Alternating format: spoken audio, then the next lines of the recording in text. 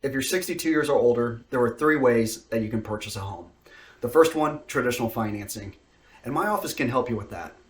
However, there's an issue for retirees with traditional financing that no one is talking about, and that's loss of income and a mandatory principal and interest payment.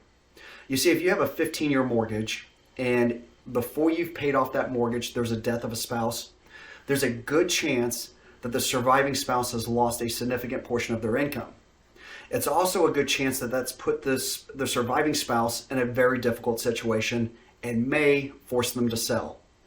The second option is cash, which is a good option to eliminate that principal and interest payment. However, by utilizing cash, you're taking a very liquid asset that you have set aside to pay for insurance, groceries, or whatever you need from day to day, and you're putting this into a hard asset that's difficult to access.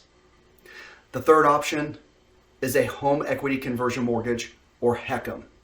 And how the HECM loan works is a lender can lend you based on three factors: your age, the interest rate, and the purchase price. This will vary from individual to individual based on these factors. For very simple explanation purposes, I've taken a $600,000 home and just cut it in half. So in this example, the HECM loan is $300,000, and the down payment is $300,000 as well. The down payment can come from any source that is a non-borrowed asset: checking, savings, 401k, stocks, bonds, mutual funds, whatever it may be. But for this example, we're going to show somebody selling a home that is no longer suitable for them. Maybe there's too many stairs or the yard's too big and they want to purchase something more suitable. So they take this $300,000 home or $300,000 in equity from the sale of their property, and they use this as a down payment. Now, what have they accomplished? They've accomplished two things. One, no debt service.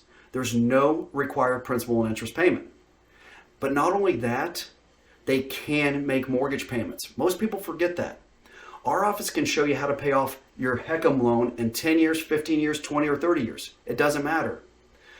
But the benefit is the flexibility, because if there is a loss of income, the surviving spouse can then decide, do I still want to live here? And if the answer is yes, can I afford to live here? And if the answer is no, they can simply stop making their voluntary payments. The second thing they've accomplished is their liquid assets. They've preserved their liquid assets that they have set aside for groceries, insurance, or whatever their daily needs are.